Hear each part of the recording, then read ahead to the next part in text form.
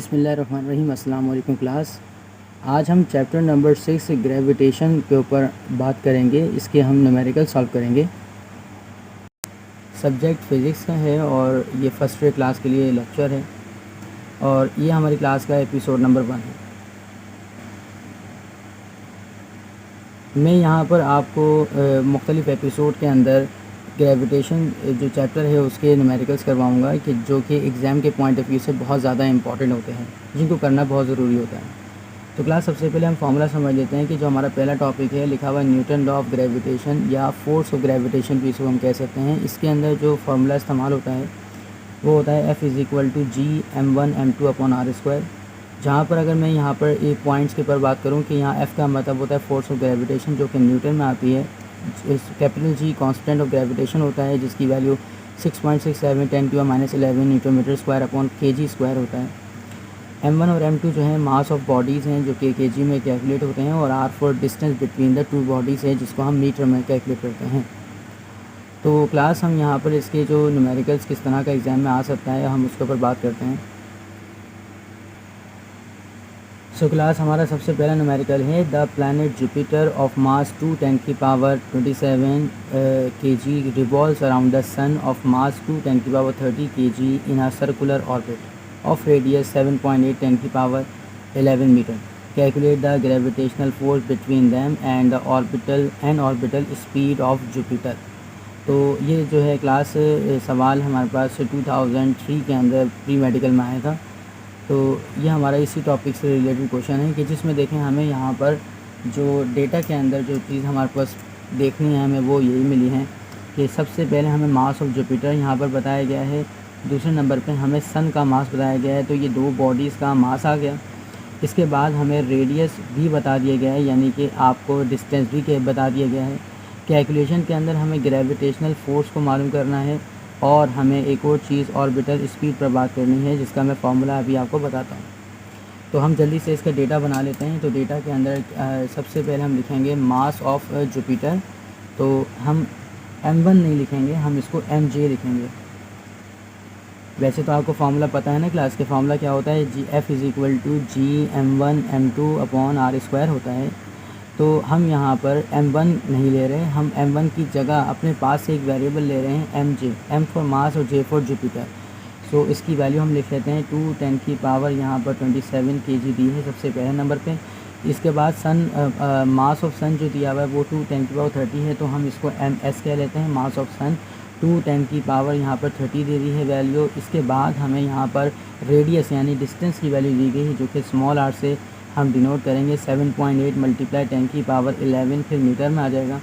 Calculate करना है gravitational force यानी हमें F की वैल्यू कैलकुलेट करनी है और इसके बाद हमें ऑर्बिटल स्पीड भी पता करनी है जो कि v से डिनोट होगी कि हमें v भी पता करना है। ये हमारा पहला टास्क होगा, ये हमारा दूसरा टास्क होगा। इसके अंदर जो कांस्टेंट इस्तेमाल होगा वो क्लास होता है G = 6.67 × 10⁻11 newton metre square. So that class हम यहाँ पर अब इसका फार्मूला लगा लेते हैं, सॉल्यूशन करते हैं इसका। कि देखें अगर हमें यहाँ पर पहले नंबर पर जो हमें टास्क दिया गया है कि आप फोर्स और ग्रेविटेशन पता करें तो आप यहाँ पर लिखें यूजिंग फार्मूला। यहाँ हमें फार्मूला पता है, फार्मूला होता है F=G m1m2, लेकिन हम m1 m2 नहीं लिखेंगे, हम लिखेंगे mj ms डिवाइडेड बाय यहाँ पर r² लिखेंगे। तमाम वैल्यूज़ को यहाँ पर पुट करवा लेते हैं। सो क्लास डेटा से देखकर मैंने तमाम वैल्यूज़ को पुट करवा दिया। जी की वैल्यू पुट करवा दी, mj और ms की वैल्यू को पुट करवा दिया और r की वैल्यू पुट करवा के ऊपर स्क्वायर लगा दिया। अब हम ये करेंगे कि इन तीनों ऊपर वाली वैल्यूज़ को आपस में मल्टीप्लाई करवाएंगे और इस वाले 7.8 10⁻11 का स्क्वायर निकालेंगे। तो मल्टीप्लिकेशन करने के बाद हमारे पास आंसर आ जाता है 2.68 10⁻47 और 6.084 10⁻23 हमारा आंसर बनता है। इन दोनों को डिवाइड करने पर हमारे पास आंसर है 4.385 10⁻23 न्यूटन। अब हमारे पास एक क्लास इसका सेकंड टास्क है। तो सेकंड टास्क में हमें यहाँ पर इसका वेलोसिटी, ऑर्बिटल वेलोसिटी पता करनी है कि v=। तो ऑर्बिटल वेलोसिटी का हम फार्मूला लिख लेते हैं। तो क्लास फार्मूला हमारे पास होगा कि vj यानी velocity of the Jupiter planet = square root force of gravitation multiplied by r यानी distance between the bodies and divided by mass of Jupiter। मैं आपको यहाँ पर इस फॉर्मूले को यहाँ पर थोड़ा सा अपने पास जो मैंने फॉर्मूलों की लिस्ट बनाई हुई है इसमें भी दिखा देता हूँ। देखिए फार्मूला लिखा हुआ है कि ऑर्बिटल वेलोसिटी अगर पता करनी हो किसी भी प्लैनेट की, तो हम यहाँ पे क्या करते हैं, इसका फॉर्मूला है Vp is equal to square root F multiplied by R divided by M P. यहाँ पर Vp का मतलब है वेलोसिटी ऑफ प्लैनेट जो कि मीटर पर सेकंड में आती है, आर का मतलब डिस्टेंस बिटवीन द बॉडी जो मीटर में होता है, एम पी का मतलब मास ऑफ द प्लैनेट है केजी में हम कैलकुलेट करते हैं, और एफ का मतलब वो ग्रेविटेशनल फोर्स जिसको हम न्यूटन में कैलकुलेट करते हैं। इसमें एक बात ज़रा मेन समझ लीजिए कि देखें ये जो P मैंने लिखा हुआ ना यहाँ पर, इस P की जगह पर आप उस प्लैनेट का नाम लिखेंगे, उस प्लैनेट का शुरू का वर्ड लिखेंगे जिसकी आपने वेलोसिटी पता करनी है। जैसे अभी हम लोग अपने इस केस में जुपिटर मालूम करने जा रहे हैं, तो मैंने यहाँ पर P की जगह पर J लिख देना है, यहाँ पर भी M की जगह पर MJ लिख देना है, ठीक है। अब इस तरह अगर सन की पता करनी हो तो VS कर देंगे और MS कर देंगे। तो क्लास देखें बस प्लैनेट की जगह P की जगह पर आपने उस पर्टिकुलर प्लैनेट का शुरू का वर्ड लिखना होगा। मैंने यहाँ पर देखें आपके पास क्या लिखा हुआ है, हमें यहाँ पर VJ पता करनी है। मैं अपने पास यहाँ पर कोट कर देता हूँ इस चीज़ को। देखें हमने यहाँ पर सवाल में लिखा था कि सेकंड स्टेप के अंदर हमें वेलोसिटी ऑफ जुपिटर पता करनी है। तो वेलोसिटी ऑफ जुपिटर के लिए मैंने फॉर्मूला लिखा VJ is equal to F multiply R divided by MJ। इनकी वैल्यूज़ पुट कर लेते हैं। सो क्लास डेटा से देख के मैं तमाम वैल्यूज़ को यहाँ पर पुट कर दिया कि एफ़ की जगह पर ग्रेविटेशनल फोर्स की वैल्यू जो हमने कैलकुलेट की थी वो लिख दी, आर की जगह उसकी वैल्यू और एम जे की जगह पर एम जे की वैल्यू पुट करी। ऊपर वाली दोनों वैल्यूज़ को मल्टीप्लाई करके हमारे पास आंसर आ रहा है 3.420 10 की पावर 35 और बाकी 2 10 की पावर 27 हमने वैसे ही लिखा। इन दोनों को डिवाइड करवाने पर हमारा एक आंसर बन जाता है ये। फिर उसके बाद हम आंसर का जब स्क्वायर रूट निकालेंगे तो आंसर बनेगा 13077.27 मीटर पर सेकेंड।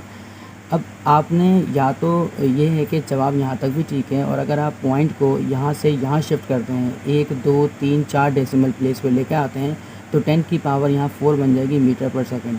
यहाँ तक भी आप जवाब दे दें तो आंसर ठीक है। तो क्लास इसी के रिलेटेड मैंने यहाँ पर एक सवाल दिया है, determine the gravitational force of attraction between the bodies A and B standing at the distance of 50 metre, यानी आर की वैल्यू गिवन हो गई। The mass of A is 60 kg and the mass of B is 70 kg। तो दोनों bodies का मास भी हमें बता दिया गया है। तो हमें यहाँ पर ग्रेविटेशनल फोर्स पता करनी है, तो आप अपनी मदद आपके तहत इस चीज़ को मालूम करके देखें। जैसे ऊपर वाला सवाल है बिल्कुल वैसे ही यहाँ पर होगा, बस इसके अंदर हमें वेलोसिटी पता नहीं करनी। अब हम अपने नेक्स्ट न्यूमेरिकल की तरफ चलते हैं। क्लास यहाँ पर अब हमारे पास एक और नया टॉपिक है जिसका नाम है acceleration due to gravity at height h, यानी नेक्स्ट न्यूमेरिकल करने के लिए हमें ये टॉपिक देखना होगा। तो यहाँ देखिए इसके ऊपर हम फॉर्मूला देख लेते हैं सबसे पहले कि acceleration due to gravity on earth क्या होता है।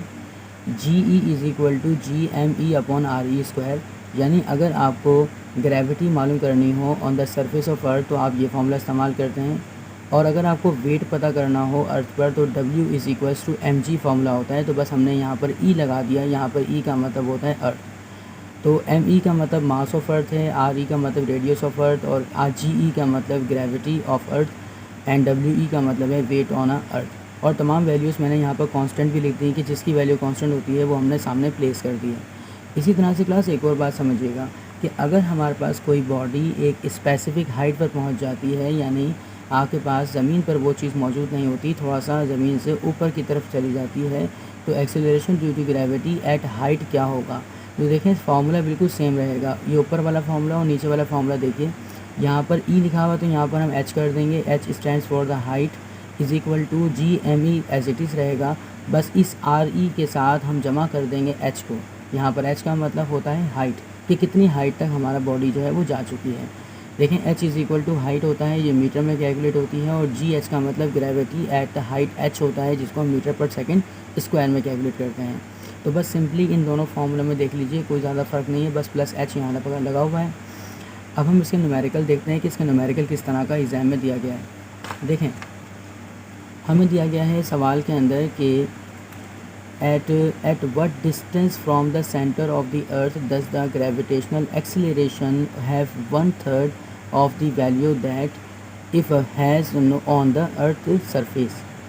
तो एक डेरिवेशन टाइप का सवाल है, इसमें हमें ये कहा जा रहा है कि ये बताएं कि हमारी बॉडी जो है वो कितने डिस्टेंस तक जा चुकी है या पहुंच गई है कि अगर gravitational acceleration have 1/3, gravitational acceleration की वैल्यू 1/3 हो जाए on that of the value of surface of अर्थ, जिसको हम इस तरह से डेटा में लिखेंगे कि अकॉर्डिंग टू द क्वेश्चन कि जी एच की जो वैल्यू है वो 1/3 है जी ई के बराबर। क्लास मैंने अभी आपको बताया कि ये डेरिवेशन टाइप का सवाल है।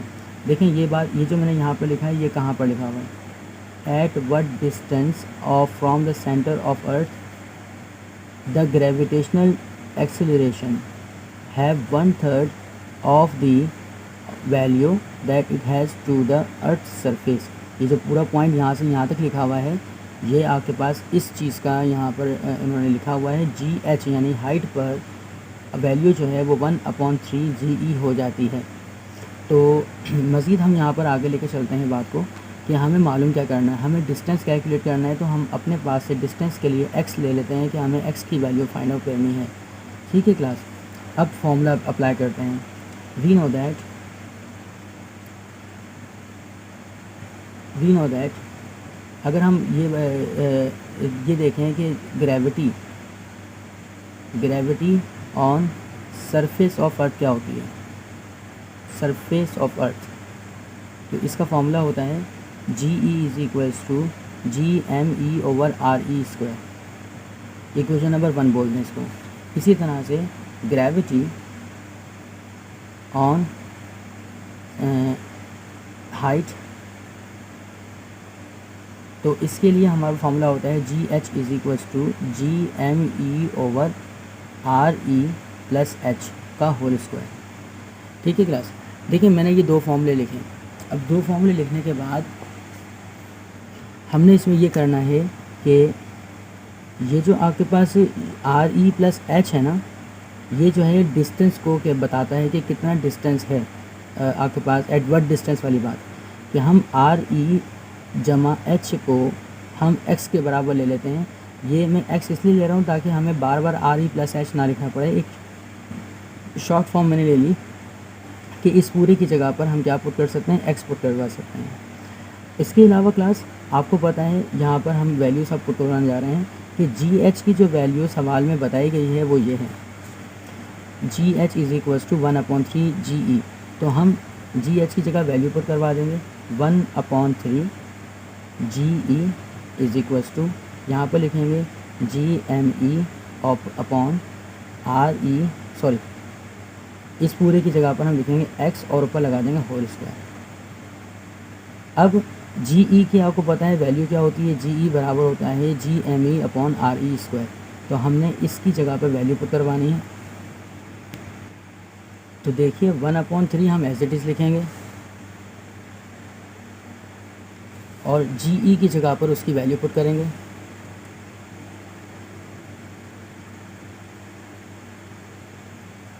और इक्वल लगाकर जो G M E upon X square दिया हुआ है उसको लिख देंगे।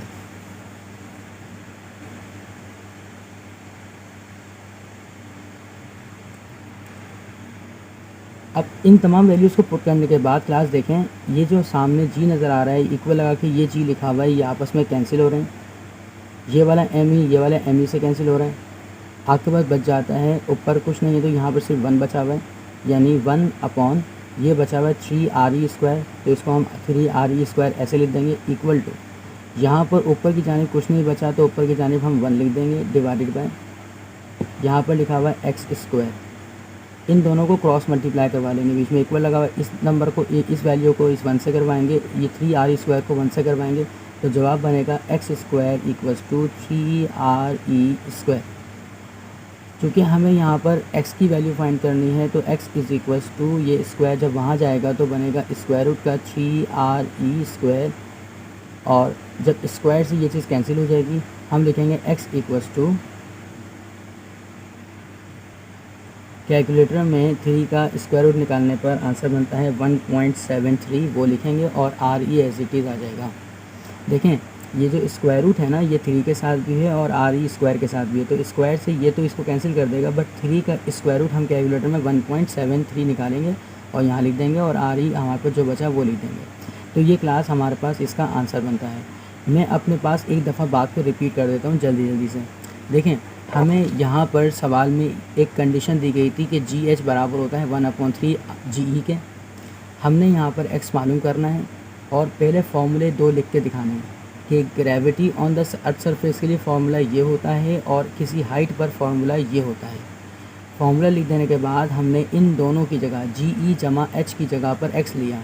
वो इसलिए ताकि हमारा सवाल थोड़ा शॉर्ट हो जाए। इसकी जगह पर हम एक्स ले लेंगे और ये जी इस पूरे जी एच की जगह पर उसकी वैल्यू 1/3 जी ई जो सवाल में दी गई है वो लिख देंगे। नेक्स्ट स्टेप में इस जी की ई की जगह पर हमने फॉर्म वैल्यू लिखी और बाकी तमाम चीज़ें वैसी आ गई। कटिंग करने के बाद फिर मैंने इसका सॉल्यूशन कर दिया। क्लास आपको सॉल्यूशन देख लीजिए। अब क्लास सेल्फ टेस्ट पे यहाँ पर कुछ क्वेश्चन लिखे हुए हैं। लिखा हुआ है at what distance from the centre of the earth does the gravitational acceleration have 1/2 of the value it has on the surface of the earth. यानी पूरे सवाल के अंदर तमाम चीज़ें वही रहेंगी, बस ये जो आपके पास जी एच हमारे पास पिछली मरतबा 1/3 था, इस मरतबा हमने 1/2 कर देना है यानी 1/2 जी ई कर देना है। बाकी तमाम सवाल वैसे ही चलेगा। लेकिन क्लास यहाँ पर देखें इस तरह से सवाल भी आ सकता है। देखें यहाँ लिखा हुआ है at what depth from the surface of the earth is the value of acceleration due to gravity become the 1/4 the value of the earth surface. ये जो सवाल है ये डेप्थ से रिलेटेड है। ये वाला सवाल हमारे इस टॉपिक से नहीं होगा, हम यहाँ पर इस फॉर्मूले से नहीं होगा। मैं इसको आपको करके दिखाता हूँ कि ये डेप्थ अगर यहाँ पर आ जाए तो हम फार्मूला चेंज कैसे करते हैं और इसको आगे परफॉर्म कैसे करते हैं। सो क्लास ये हमारा जो टॉपिक है वो acceleration due to gravity at depth के ऊपर है। ये हमारा तीसरा जो है वो टॉपिक होगा। तो तीसरा हमारा टॉपिक होगा ये, और जो हमें सवाल दिया गया था डेप्थ के हवाले से ना, तो मैंने सेल्फ टेस्ट में डाल दिया था। इसको मैं सॉल्व करके दिखाता हूँ कि इसको सॉल्व कैसे करेंगे। At what depth of the surface of the earth is the value of acceleration due to gravity become 1/4 the value at the surface of the earth surface. तो क्लास देखें यहाँ पर 1/4 लिखा हुआ है ना, हम यहाँ पर क्या लेंगे, इसको हम लिखेंगे जी डी यानी gravity at depth equal to 1/4 लिखा हुआ है तो 1/4 लिखेंगे और at the surface of the earth यानी जैसे पीछे वाले न्यूमेरिकल में क्या था जी ई लिखा था, यहाँ पर हमने जी ई लिखना है। यानी पिछले वाले में हाइट की बात की तो हम हाइट लिखेंगे, यहाँ पर डेप्थ की बात की जा रही है। देखें हम यहाँ डेप्थ की बात की जा रही है तो हम डी का वर्ड लिखते हैं। फार्मूला हम यहाँ पर देख लेते हैं कि ये जो तीसरे टॉपिक का जो फार्मूला है वो क्या है। कि देखें क्लास अगर आपके पास सॉरी ये तीसरा नहीं, हमारे पास चौथा ये टॉपिक होगा इसमें 4 नंबर पर। देखें यहाँ पर acceleration due to gravity at depth, यहाँ फार्मूला लगता है G D is equals to 1 - d/r/e और यहाँ पर लगा होता है जी ई। यानी ये फार्मूला हमें डेप्थ के लिए इस्तेमाल करना पड़ता है जब सवाल में डेप्थ लिखा हो। और यहाँ पे जी डी का मतलब होता है ग्रेविटी एट डेप्थ डी, और डी का मतलब होता है डेप्थ। सो हम यहाँ पर इस सवाल को शुरू करते हैं। अब इसमें हमें मालूम वही, हमें एक्स की वैल्यू ही फाइंड आउट करनी है या डेप्थ आप लिखते हैं डी की वैल्यू फाइंड आउट करनी है। फॉर्मूला लिख लेते हैं कि we know that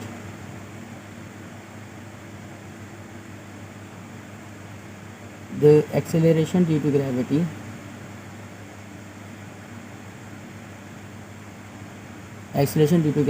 at depth will be, इसका फॉर्मूला होता है G D is equals to 1 - d/r/e और बाहर हम यहाँ लगा देते हैं जी ई। इसके बाद देखिएगा यहाँ पर हमने वैल्यू को पुट करना है। देखें हमारे पास सवाल के अंदर जो वैल्यू दी गई थी जी डी की वैल्यू दी थी वो थी G D is equal to 1/4 G E के बराबर। तो हम जहाँ पर जी डी होगा वहाँ पर पुट कर देंगे 1/4 और जी ई लगा देंगे equal to 1 - d/r/e as it is लिखा जाएगा। और साथ में ये जी ई लिखा हुआ ये भी ऐसे ही आ जाएगा। ये जी ई से जी ई आमने सामने बिल्कुल कट हो रहे हैं तो आपके पास बच जाता है यहाँ पर 1/4 इज़ इक्वल्स टू 1 - d/r/e। ये जो 1 यहाँ पर प्लस हो रहा है उस तरफ जाकर हम इसको लेके जाएंगे तो ये माइनस में हो जाएगा, कुछ ऐसे कि 1/4 - 1 इज़ इक्वल्स टू माइनस में डी अपॉन आर ई, जो यहाँ पर लिखा हुआ देखो ये 1 वहाँ जाके माइनस में हो गया, और बाकी माइनस का डी अपॉन जो आर ई है वो आपके पास एज इट इज़ यहाँ पर लिख दिया जाएगा। इसका हम एलसीएम ले लेंगे, तो एलसीएम बहुत ही आसान है, इसके नीचे हम 4 लिख देंगे, यहाँ कुछ नहीं है तो 1 होता है, 4 वन ज़ा 4 आ जाएगा, क्रॉस मल्टीप्लाई कराएं 1 वन ज़ा 1 होगा, 4 वन ज़ा 4 माइनस का 4 इज इक्वल्स टू माइनस का डी अपॉन आर ई, ये माइनस करवाएंगे तो माइनस का 3 अपॉन 4 बचता है, यहाँ पर इक्वल ले लेंगे, यहाँ पर डी अपॉन आर ई हो जाएगा, ये माइनस में, ये माइनस से माइनस कैंसिलेशन हो रहा है आपके पास, तो आपके पास यहाँ बच जाता है 3/4, इसको हम क्रॉस मल्टीप्लाई कराएंगे, इसको इससे मल्टीप्लाई कराएंगे, इसको इससे मल्टीप्लाई करा दें, या तो ज़्यादा बेहतर क्लास ये है कि अगर हम डेप्थ निकालनी है हमारे को, तो ये जो आर ई डिवाइड में पड़ा हुआ है इसको ऊपर लेके चले जाते हैं, तो हमारे पास क्या बचता है, डी बचता है 3/4 आर ई। कैलकुलेटर में जब इसको आप डिवाइड करवाएंगे तो आपके पास बनेगा D is equals to 0.75 R E. Plus आपने देखें, इसको सवाल को दोबारा देखना है, डेरिवेशन टाइप का सवाल है, तो प्रैक्टिस करेंगे बिल्कुल इसी तरह से ही सवाल एग्ज़ाम में भी आता है, ठीक है। बस सिर्फ और सिर्फ क्या चेंज होता है, ये जो 1/4 लिखा हुआ है आपके पास, 1/4 लिखा हुआ, बस ये चेंज कर देते हैं, बाकी सब कुछ वैसे ही रहता है, ठीक है। तो इसको आप प्रैक्टिस कीजिएगा। अब हम अपने नेक्स्ट क्वेश्चन की तरफ चलते हैं। क्लास क्वेश्चन नंबर 4 है, ये बहुत ही इम्पॉर्टेंट सवाल है, पता नहीं कितनी मरतबा ये सवाल जो है आ चुका है एग्ज़ाम के अंदर, बार बार मुख्तलिफ वैल्यू को चेंज कर के, लेकिन इसी पैटर्न पे सवाल देते हैं ये। हम सवाल को अच्छे से पढ़ लेते हैं। लिखा हुआ है the radius of the moon is 27% of the earth radius, ये पहला पॉइंट है। फिर कहते हैं एंड इट्स मास, यानी मून का जो मास है, is 1.2% of the earth mass. Find the acceleration due to gravity on the surface of the moon. यानी दूसरा पॉइंट हमारा यहाँ ख़त्म होता है कि जिसका मास भी हमें गिवन कर दिया गया है, और फिर ये पॉइंट यहाँ शुरू होता है नेक्स्ट पॉइंट कि find the acceleration due to gravity on the surface of the moon, पता कीजिए, यानी हमें ग्रेविटी मालूम करनी है मून पर। How much will a 424 newton body weight there, और यहाँ पर ये भी बताएं कि अगर कोई बॉडी जिसका वेट जो है वो 424 न्यूटन हो ज़मीन पर, तो उसका वेट मून पर कितना होगा। हालांकि यहाँ पर कहीं लिखा हुआ नहीं है कि ये ज़मीन पर इसका वेट जो है 424 न्यूटन है, तो क्लास लेकिन हम यहाँ पर ये बात समझेंगे कि ये वेट जो दिया हुआ है ये हमारे पास अर्थ के ऊपर एक बॉडी का वेट दिया हुआ है। आइए सवाल का डेटा बनाते हैं कि डेटा के अंदर क्या क्या चीज़ें हमें लिखनी है। देखें ज़्यादा मुश्किल नहीं है, चीज़ें बहुत आसान है। लिखा हुआ है the radius of the moon, radius of the moon is 27% of the earth radius. Earth के रेडियस को आर ई बोला जाता है, रेडियस ऑफ मून को आर एम बोला जाता है। तो यहाँ पर हम डेटा में लिखेंगे कि हमें जो चीज़ गिवन है वो ये है कि आर एम बराबर है 27% ऑफ आर ई, ऐसे लिखेंगे इसको। मज़ीद इक्वल लगा के 27% को हम सॉल्व करेंगे। 27% इस तरह से सॉल्व होगा, आप कैलकुलेटर में लिखेंगे 27% की जगह पर डिवाइडेड बाय 100 लिखेंगे। परसेंट का मतलब होता है डिवाइड 100, तो हमारा आंसर बनेगा 0.27। हम लिख देंगे इक्वल टू 0.27 आर ई। हम आगे चलते हैं। आगे लिखा हुआ है its mass is 1.2% of the earth mass. तो जो मास के लिए हम एम इस्तेमाल करते हैं और एम लिखेंगे, मास ऑफ द मून हो गया, और मास ऑफ द अर्थ के लिए हम यहाँ पर इस्तेमाल करते हैं एम ई। ठीक है क्लास, तो यहाँ लिखेंगे कैसे इसको, हम लिखेंगे मास ऑफ द मून बराबर है 1.2% of M E for mass of earth is equal to 1.2% को भी बिल्कुल वैसे ही यहाँ पर सॉल्व कर लें, 1.2 लिखकर डिवाइडेड बाय आप यहाँ पर कर दें 100 से, तो आपके पास आंसर बन जाता है 0.012। हम लिख देंगे 0.012 एम ई। ओके क्लास, तो यहाँ तक बात हमारी कंप्लीट हुई। अब लिखा हुआ है find the acceleration due to gravity on surface of the moon. तो एक्सेलरेशन ड्यू टू ग्रेविटी को हम जी बोलते हैं, चूँकि ये मून पे पता करनी है इसलिए छोटा सा एम लगा देंगे नीचे। अब how much will a 424 newton body weight there. तो अब यहाँ पर हमें एक और बात ये पता करनी है कि अगर एक बॉडी जिसका अर्थ पर जो मास है, वेट जो है वो 424 न्यूटन है, 424 न्यूटन है, तो उसका मास बताएं, उसका वेट बताएं कि ये जो है मून पर कितना होगा। यानी बेसिकली दो टास्क हमें दिए गए करने के लिए।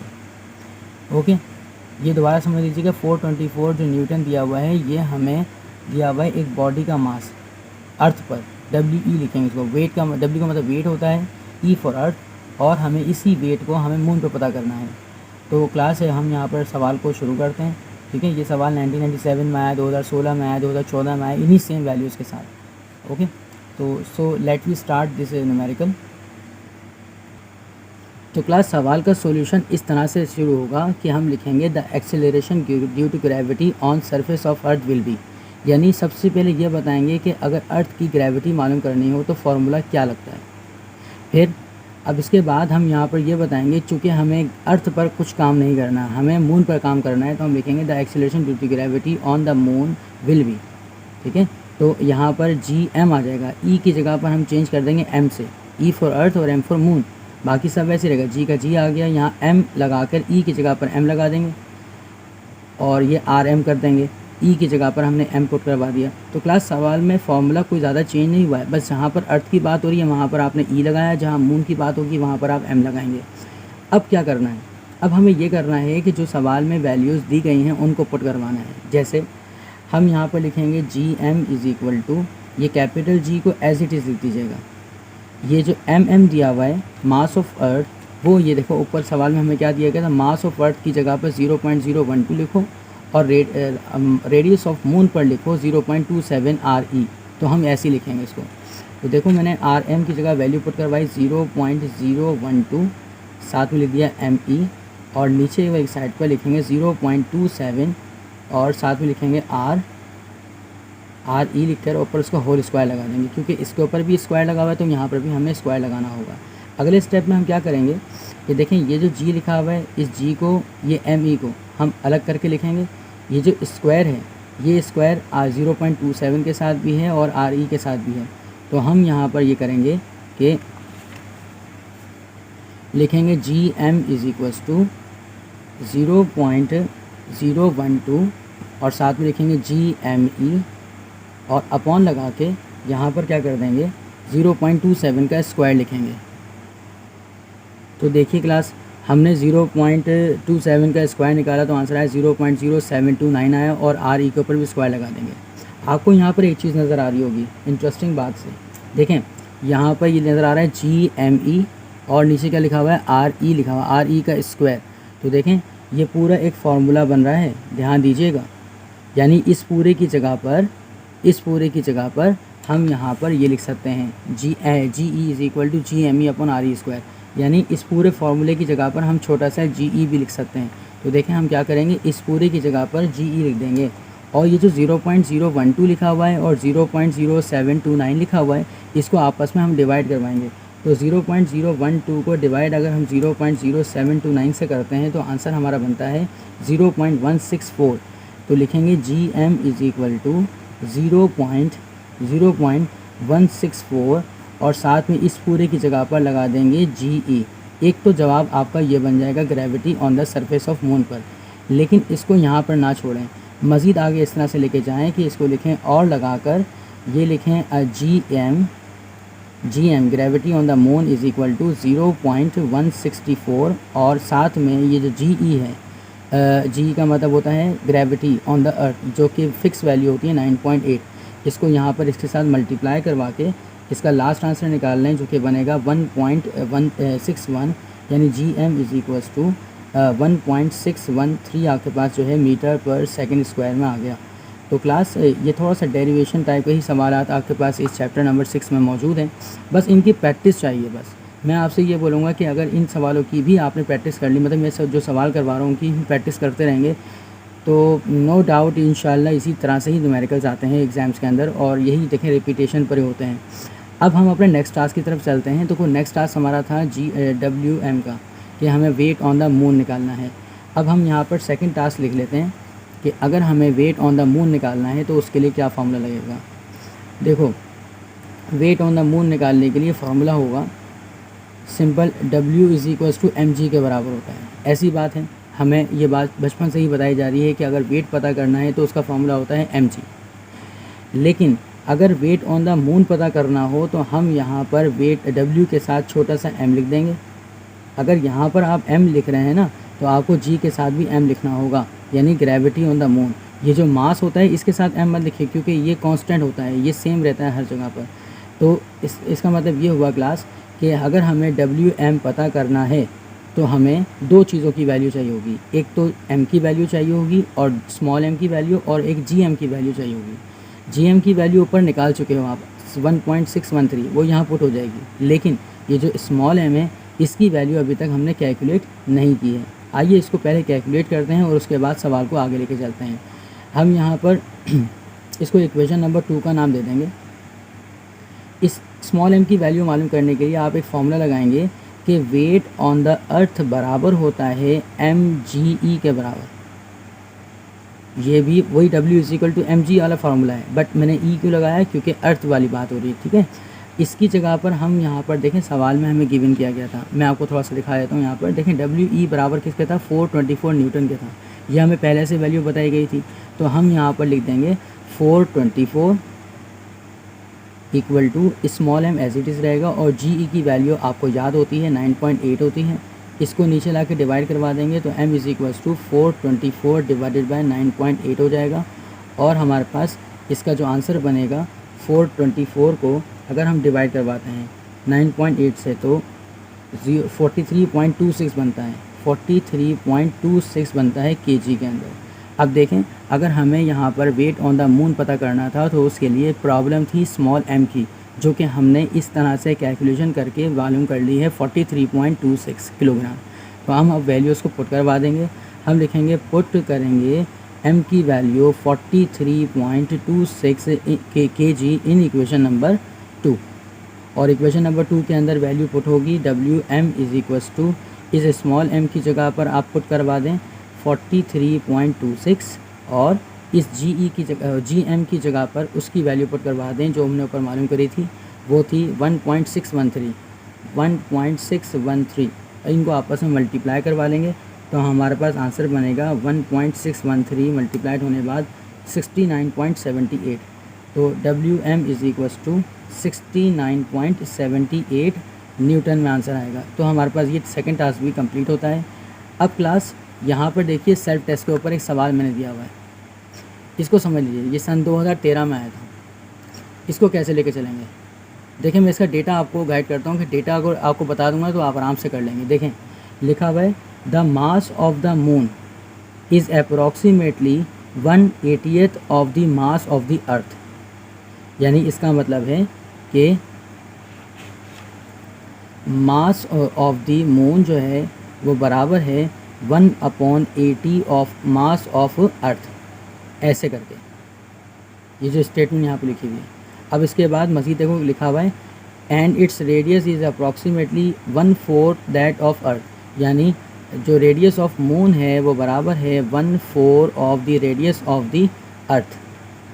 Determine the acceleration due to gravity on the surface of the moon. यानी आप हमें GM की वैल्यू मालूम करके दिखाइए।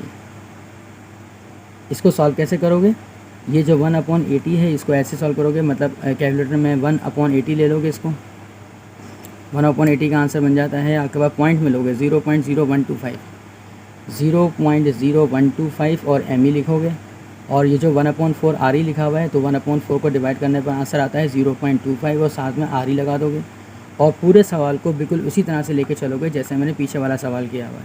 ठीक है, डेटा बनाने में थोड़ी सी प्रॉब्लम होती है तो मैंने डेटा आपके सामने सॉल्व कर दिया, बस इसका आपको सॉल्यूशन करना है।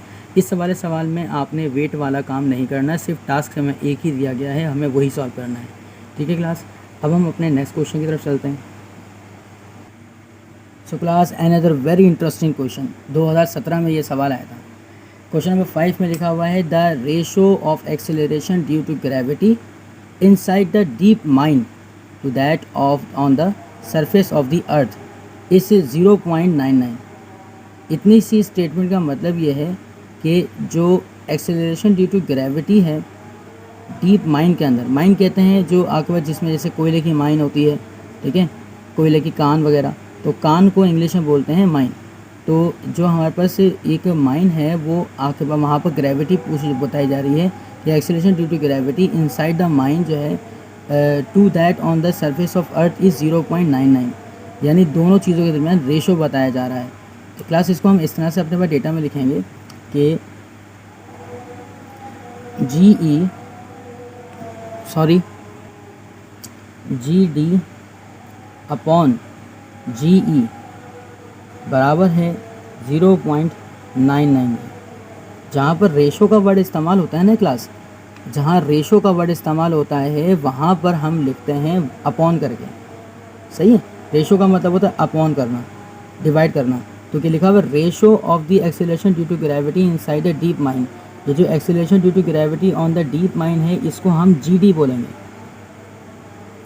To that on the surface of the earth, यानी कि सरफेस ऑफ द अर्थ की जो ग्रेविटी होती है उसको हम बोलते हैं जी। तो इन दोनों के दरमियान जो इन्होंने हमें रेशो दिया हुआ है, रेशो यानी इसको हमें डिवीज़न दिया हुआ है, वो 0.99 है, जो कि मैंने इस तरह से यहाँ पर लिख लिया। अब आपके पास यहाँ पर मज़ीद ये कहते हैं कि find the depth of the mine, हमें डी की वैल्यू पता करनी है।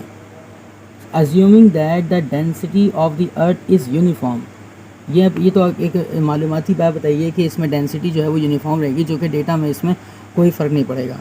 Take the radius of the earth is 6.38 10 की पावर 6 मीटर, और हमें रेडियस ऑफ अर्थ जिसको हम यहाँ पर आर ई कहते हैं वो भी गिवन किया गया है। तो सवाल में हम क्लास यहाँ पर डेटा में लिख लेते हैं आर ई की वैल्यू जो कि उन्होंने गिवन की है वो है 6.38 और मल्टीप्लाई बाय 10 की पावर 6 मीटर। इस पूरे न्यूमेरिकल को पढ़ने के बाद हमारे जहन में ये बात क्लिक हो जाना चाहिए कि ये जो न्यूमेरिकल है ये हमारे पास डेप्थ वाला न्यूमेरिकल है। यानी हमने जो एक थोड़ी देर पहले हमने डिस्कस किया था कि एक्सेलरेशन ड्यू टू ग्रेविटी और एट डेप्थ जी डी बराबर होता है 1 - d अपॉन आर ई और जी ई। ये हमारे इस वाले जो है टॉपिक पर ये न्यूमेरिकल आया हुआ है, डेप्थ वाले न्यूमेरिकल टॉपिक पर। तो क्लास हम यहाँ पर जल्दी से इसको सॉल्व करते हैं कि हमें यहाँ पर जो फाइंड आउट करना है वो हमें डेप्थ पता करनी है, तो हम डी की वैल्यू कैलकुलेशन पर डाल देंगे। अब इसको मालूम करने के लिए हम फॉर्मूला लिखते हैं कि the acceleration due to gravity at depth will be, तो आपको उसको मालूम करने के लिए हम लिखते हैं G D is equals to 1 - d upon R E, और यहाँ पर कर देते हैं जी ई। अब मज़ीद देखें क्लास में इसको सॉल्व कैसे करता हूँ। देखें जी ई यहाँ पर मल्टीप्लाइड हो रहा है, इस तरफ अगर इसको लेके आएंगे इक्वल के इस साइड पर तो ये कुछ डिवाइड में शो होगा, G D upon G E is equals to 1 - d upon R E आ जाएगा। इसके बाद हम यहाँ पर वैल्यूज़ को पुट करवाते हैं। देखें हमें सवाल में वैल्यूज़ दी गई हैं, हमें सवाल में वैल्यूज़ क्या दी गई हैं कि जी डी अपॉन जी ई की वैल्यू 0.99 पुट करवाओगे, आर ई की जगह पर ये तमाम वैल्यू पुट करवाओगे। तो आइए पुट करवा लेते हैं। तो पुट करवाने पर ये बनेगा कि इसकी जगह पर आ जाएगा 0.99 और ये आएगा 1 - d की वैल्यू तो हमें मालूम करनी है, डिवाइडेड बाय आर ई की जगह पर आ जाएगा 6.38 मल्टीप्लाई 10⁶, ठीक है, ये हमारे पास आ जाएगा। अब 1 जो है यहाँ पर प्लस हो रहा है, उस तरफ जाके ये 1 माइनस हो जाएगा, तो हम कुछ इस तरह से लिखेंगे कि 0.99 - 1 इक्वल टू यहाँ बचता है माइनस का d अपॉन 6.38 मल्टीप्लाई 10⁶। अब इन दोनों का आपस में सब्ट्रैक्ट करने पर हमारे पास आंसर बनता है माइनस का 0.01 इक्वल टू हमारे पास यहाँ पड़ा हुआ है माइनस का d अपॉन 6.38 10 की पावर 6, उसको हम ऐसे लिख देंगे, माइनस में d अपॉन 6.38 मल्टीप्लाई 10⁶। ये आपके पास यहाँ पर डिवाइड माइनस से माइनस सबसे पहले कैंसिलेशन हो रहा है। इसके बाद क्लास ये जो चीज़ डिवाइड में पड़ी हुई है 6.38 10 की पावर 6, इसको डिवाइड में हम आ जाके मल्टीप्लाई करवा देंगे, तो d बराबर हो जाएगा 6.38 मल्टीप्लाई 10⁶, और इसको मल्टीप्लाई करवाएंगे 0.01 से, तो हमारा आंसर बनता है 63800, और ये सवाल आंसर जो है वो मीटर में आएगा। ये थोड़ी सी मिसप्रिंटिंग वैसे हो गई थी यहाँ पर, देखें इसके जवाब में यहाँ पर थोड़ी सी मिसप्रिंटिंग हुई थी। यहाँ पर जो आपका आंसर आना है वो आना है D = 6388।